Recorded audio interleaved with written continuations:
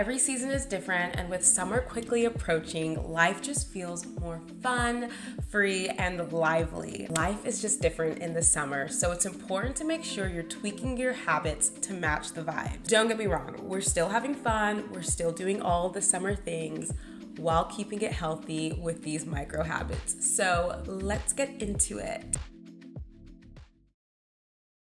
First, we're starting off with hitting 30 grams of protein in our first meal of the day at breakfast. 30 grams of protein at breakfast can help you feel more energetic. It can help with your metabolism as well as reducing your cravings throughout the day. It helps you feel more full and satiated, so you're less likely to crave snacks and overindulgent foods. Registered dietitian Kristen Kirkpatrick was quoted saying, "Having protein early in the day at breakfast may help to control reward centers in the brain and brain signals that control food motivation that often cause you to want to indulge later on. Protein has filling aspects that take away hunger and causes you to eat less." Back in the day, if you've been watching my channel for a long time, you know I used to eat a little bowl of oatmeal during my breakfast/lunch, okay? And I'd have some coffee. I thought I was being so healthy. I thought I was being a skinny girl. And I was so far from what my actual goals were, because by my next meal, I was ravenous. I was so hungry. I did not care what type of health journey I was on. My anxiety levels were high, and I had no control over my impulses at that point. Nowadays, whenever I am breaking my fast, I have 2 hard-boiled eggs, some toast. Sometimes I'll do some turkey bacon. However, I never miss out on my protein shake or protein smoothie. Whenever you start off your breakfast on the right foot, you're going to make better decisions, you're going to have less brain fog, and you're going to curb those cravings that come with just being ravenous and hungry. A wellness advocate and New York Times bestseller Tim Ferriss is quoted saying, "If you nail breakfast, even if you don't change any of your other behaviors, that is often enough to lose 10 to 20 pounds per month of fat." His ideal breakfast is based on the 30-30 plan, eating 30 grams of protein within 30 minutes of waking up. Okay, so this is gonna look different for everybody because not everyone can eat 30 grams of protein within 30 minutes of waking up, but do what works for you and your personal journey. Okay guys, so our second micro habit is keeping up with our meal prepped meals. Technically, meal prepping is not a micro habit. It definitely isn't. I would consider that a macro habit. But I have a solution for this if you're trying to save time in the summer. It is Factor. Factor offers fresh, never frozen, dietitian approved meals delivered straight to your door. These meals are ready in 2 minutes, which is what makes them a micro habit. You can choose from a variety of different options. They have keto, calorie smart, vegan and veggie options. This summer has already been so busy for us with family things and just summer activities, and being able to just grab my meal from the fridge, warm it up, eat it, and get up and go has been a game changer for me. I recently had their Italian pork style ragu, and it was chef's kiss. It was so delicious. I cleared my plate. So if you'd like to try Factor, head to factor75.com, use code Janet.n50 for 50% off your first box and 20% off your first month. That is factor75.com. Use code Janet.n50 for 50% off your first box and 20% off your first month. Thank you, Factor, for sponsoring this portion of the video. We've all heard so much about eating before grocery shopping, but this tip is crucial in the summer to not only help you stay on track with your goals, but save money as well. Eating before leaving the house, period. There's so many fun summer things that we're doing. And with the summer, life just costs $30,000.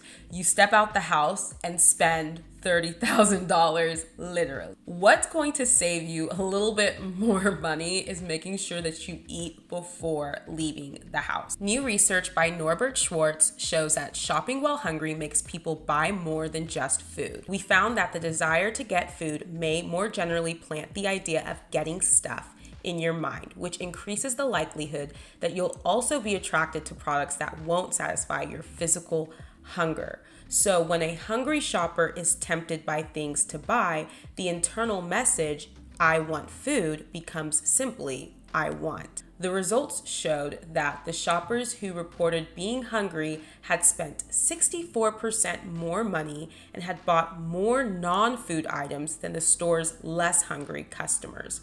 People who reported they were hungry bought more non-food related stuff and spent more money on it. When I am hungry, all the healthy habits go out the door. I start to get a little bit of brain fog. I don't feel like myself.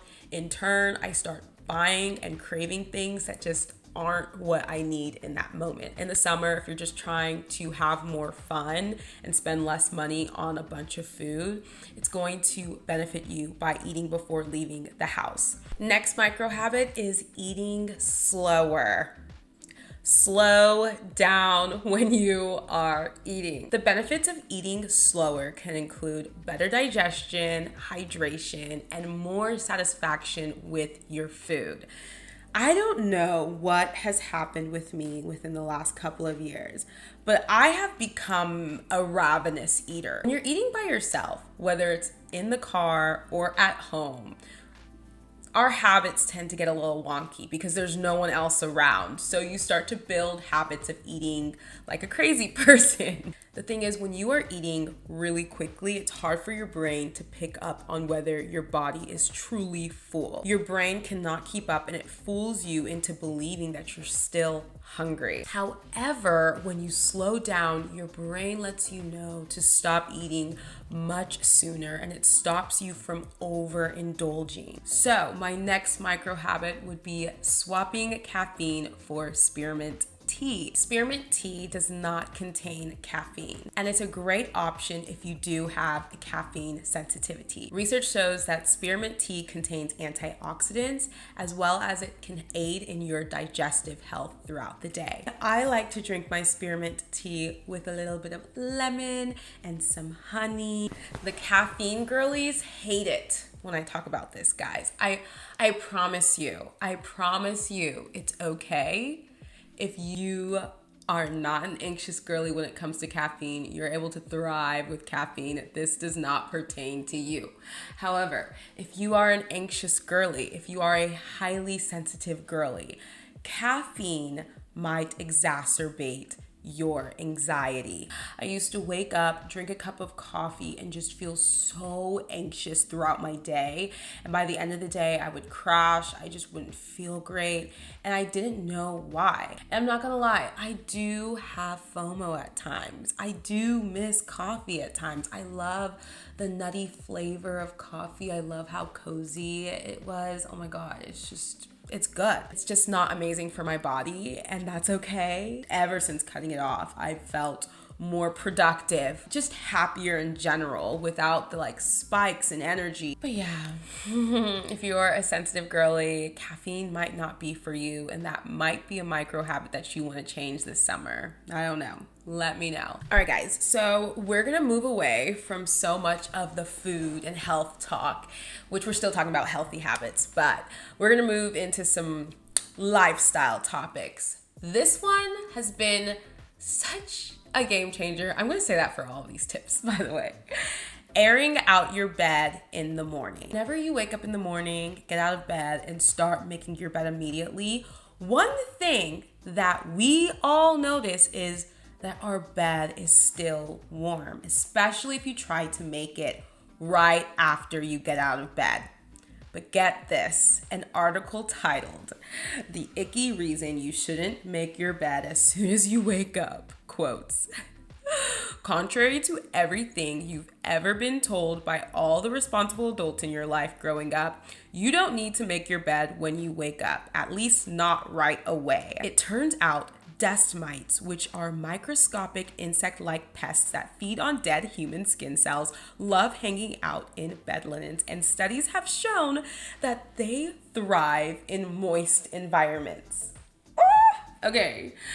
If you are a hot sleeper, I know I am. I sweat a lot at night. My sheets are definitely very, very warm, kind of moist sometimes in the morning, okay? Some things you can do is as soon as you wake up, pull your comforter off, turn on your fan, and go and start your morning routine. Brush your teeth, wash your face, get ready for your workout or get ready for work. And then before you leave your bedroom quarters, okay, make your bed. That gives your bed some time to cool off, okay, before you trap all that moisture in. Your bed sheets will stay crisper for much longer throughout the week. Next micro habit is 15 to 20 minutes of sun exposure daily. When we all think of the sun, the first thing that comes to mind is the damage that it can do. However, small amounts, especially earlier in the day before the brightest and hottest time of the day, can be really beneficial for you. Sunlight helps boost a chemical in your brain called serotonin. It can help give you more energy, stabilize your mood, and just keep you more calm, positive, and focused throughout your day. However, too much sun exposure can increase your chances of skin cancer. So it's very important to apply sunscreen, cover up your face and your body before laying out in the sun for a long period of time. Don't forget the sunscreen, guys. It's really important. I like to take a few breaks outside every day, 15 to 30 minute increments whenever I'm working from home. Really does help boost my creativity. It helps me stay a little bit more focused. It gives me a little bit more energy. And I will do a little bit of sun exposure, direct sun on my skin, and then I will go under our pergola and just like continue to be outside, because just being outside in general boosts my serotonin in general. I'm just an outdoors girly. The next micro habit I'm going to be sharing with you guys is a posture check-in. Good posture is essential whether you're standing, sitting, or laying down. Posture refers to your body's natural alignment. And long-term bad posture can lead to your spine and other limbs falling out of alignment. And that can further lead to pain in your muscles and your bones. As I've gotten older, I've noticed that my posture has gotten so bad throughout the years. I primarily blame it on this thing right here, which is obviously my phone. Our phones are causing us to move inward, right? And we don't even realize how bad our posture is while being on our phones, because it can be the slightest thing. The slightest things over time can lead to very, very bad habits and pain over time. Recently, I have put in 3 posture check-ins on my phone daily. And I want you to do this too. Put in 3 posture checks in your phone daily. 1 in the morning, 1 in the afternoon, 1 in the evening. Just a cute little reminder, fix your posture, okay? Head back, shoulders back, and engage your core. I used to walk with so much confidence, and recently I've been realizing that I don't walk the same way that I used to because of my phone. I used to walk with a little pep in my step. I used to have a little ponytail swing. That was just like my natural walk. And now I just kind of walk a little more daunting, and I don't like that. So I have made it a point to check in with my posture daily. Some things that you can develop over time is kyphosis, which is otherwise known as upper crust syndrome. It is when your shoulders are pulled too far forward. It can cause stress and tension onto your spine. So you just do not want to deal with the effects of bad posture over time. Lower back pain, knee pain, things like that. Engage your core. I think engaging your core just automatically helps you have better posture overall. Let this be a little posture check for you right now if you are hunched over on your phone, because over time it's going to get worse and it's going to be harder to correct. So next we're going to be moving into some productivity micro habits. A 15-minute tidy at night before bed. This is so beneficial for your mental health and your productivity for the next day. Whenever you take the time to clean up your space, your kitchen, your room, your office, you're going to leave your house with a clean home, and you're going to come home after work to a clean home, okay? And that is imperative for your mood. When you get home and you see that things are everywhere, it just does not make you feel good, and it can put you in a slump really quickly. That 15 to 30 minute tidy can really save your mood the next day. You will thank yourself later on. For those of you who work from home, it really does help you limit the distractions. I know for me, if I walk out into the kitchen and it's a mess the next morning, that's the first thing on my mind. The first thing on my mind is not getting to work. The first thing on my mind is cleaning the space, because I'm not going to be able to focus with a messy space. Another productivity tip, if you're struggling to keep yourself on a proper workout schedule, booking your workout the night before going to bed is going to help you stay more consistent, and it's going to help you hold yourself accountable in the morning. When you wake up with a plan to work out, you're already starting your day off on a productive foot. So booking that class the night before is just going to get your brain set up for a more productive day. And it only takes you about 2 minutes to book the class. So just book it the night before, guys. A consistent bedtime every single night. We all know how important sleep is for our general well-being, but unless you've actually experienced the benefits of getting proper rest, then you don't know what I'm talking about. I go to bed at the same time every single night between 10 and 10:30, unless it's obviously a crazy night out. But for the most part, Monday through Friday, I'm in bed between 10 and 10:30, and I wake up between 6 and 6:30. I get about 8 hours of sleep every single day, no matter what. And I wake up feeling good. I wake up feeling my best. When you are not getting enough sleep, it is going to be so hard for you to focus. Your cravings and your impulses when it comes to food are going to be all over the place. You're going to crash midday, more than likely, and your body will just feel out of whack. It's just so important for you to be prioritizing your rest. No more phones to help you fall asleep. The stimulation is not great for your brain either, and it's not great for your dreams as well. It's going to make you dream a little crazy. Your most important tasks should be set at your most productive time of the day. Just something called protecting your peak. A Melissa Hughes study advises people to find and protect their peak by identifying when you are most productive day to day and taking the initiative to block that time in your calendar. For me personally, my peak is between 7 a.m. and 12 p.m. That is a time of the day where I am the most focused, my brain is the sharpest, and I'm able to get a lot of work done. So I like to protect my peak at all costs. I don't like being on my phone. I don't like talking on the phone, FaceTiming around that time, watching TikToks or Instagram stories or YouTube videos during that time. I really like to protect my peak and protect my productivity and get what I need to get done during my peak. Some people come alive in the nighttime. If your peak is between 5 p.m. and midnight, then hey, protect that at all costs and get your work done between those times. I knew people in college who pulled all-nighters all the time. They didn't mind going out all day, having a good time, and then studying at night. I couldn't do that. I liked my sleep in college. I loved my sleep in college. I did not like pulling all-nighters, and I knew that very early on. So I always made it a point to make sure I was getting my studying done early in the day. So the next micro habit is time blocking.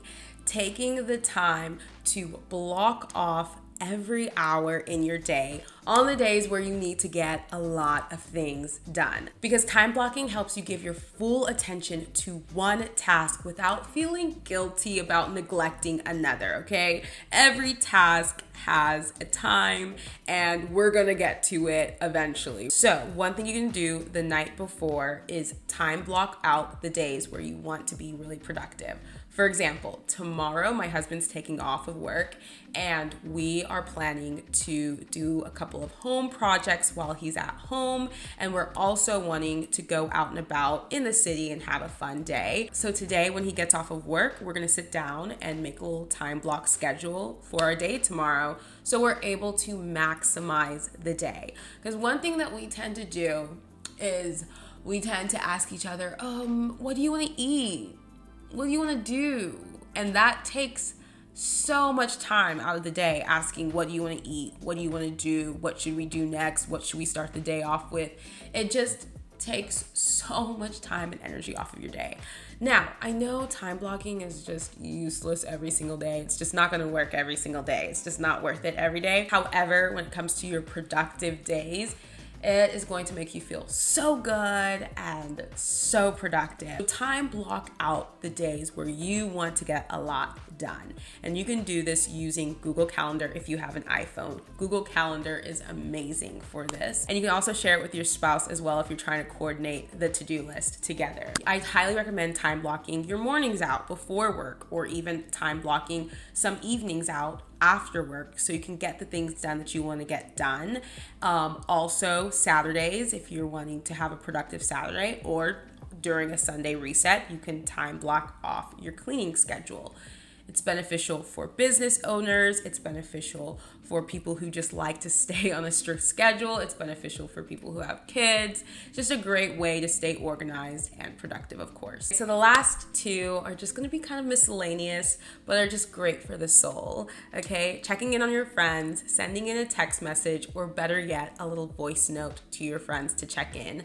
The older we get, the harder it is to keep up with everybody in your life. Sending in a little text to check in with your friends is really important to maintain your relationships. I love sending voice notes because it just feels a little bit more personal, and I'm able to just brain dump and ask them whatever. And not all my friends respond with voice notes. It makes me feel so silly when they respond to my voice notes with a text message, but I will still respond to their text message with a voice note. Because it just feels more personal and I love it. Now we're moving into the summer, and this is the time where you should be moving out of your season of isolation. And I know, sometimes it just feels so hard to want to be social when life costs $3,000. You walk outside and everything is just so expensive. Dog food is $60. Your house is a mess. You haven't gone on a vacation in months. And the last thing you want to do is send TikToks back and forth with your friend. It's the last thing I want to do sometimes. I don't give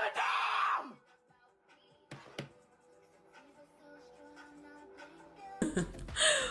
But it is important to pull yourself out of that season of isolation in the summer. Be a little bit more social. Make sure you're making plans with your friends, and sending a little voice note every week, every 2 weeks can help you maintain that relationship. Don't isolate in the summer. It's time to get out and be social. You have so much more time to isolate in the winter, I promise. The last micro habit is making 2-minute gratitude video journals in your phone. This has been a game changer for me, guys. So recently I've fallen out of my journal habit. I just have not felt super inspired to journal, and journaling is just so important because I feel like it's great for strengthening your reflective practices.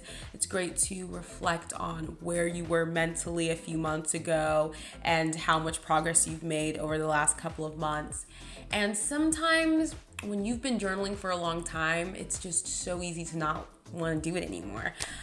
So recently I have been making little 1-minute journal entries on my phone, videos that no one is seeing. I'm not posting them on social media. It's just me at the end of the day saying 2 to 3 things that I'm grateful for, 2 to 3 things that I'm proud of myself for, and I put them all in a little folder. And it's just, honestly, I don't look cute. Sometimes I do it while I'm taking off my makeup at the end of the day. Sometimes I do it while I'm cooking dinner before Michael gets home from work. And it's just something that I can look back on in the next year and be like, oh my God, look at where your mindset was back then, and look at where you are now. The other day I was feeling overstimulated. Girl, I was so overstimulated, and whenever I get overstimulated, I just want to attack, but instead I noticed the signs and I took some moments to take some deep breaths. I drank some water, and instead of me ruining the day with a bad mood because I'm overstimulated, I fixed the situation, working internally and pulling inward a little bit. And in my journal post, I just said I was so proud of myself for not being as reactive as I could have been, because in the past I used to be such a reactive girly. And I'm learning to respond in better ways, and I'm learning to communicate when I am overstimulated and just not feeling great. Yeah, and it's gonna be really great for me to look back on these journal entries over time. So yeah, if you haven't tried doing this, I highly recommend it. Again, you don't need to post it online. Just make a cute little folder in your phone, and yeah, you'll love it. I promise. It's so cute, and it feels like a vlog that's not being posted. I don't know. It's just like an uncut vlog, and I love it a lot. But yeah, guys, that's gonna be it for this video. I think that was 15 micro habits to help you glow up this summer. Just want to say that you are not someone that needs to be fixed. There is nothing wrong with you. However, there are things that we can improve in our lives to keep us as healthy as possible and as happy as possible. And that is what this channel is all about. So I hope you found value in this video. I had so much fun creating this list and sharing it with you guys. So yeah, that's gonna be it for this video. I hope you guys are having the best day, weekend, because this is probably gonna go up on the weekend. So hope you're having the best weekend, and I will see you in the next video. Peace out, Girl Scout. Bye.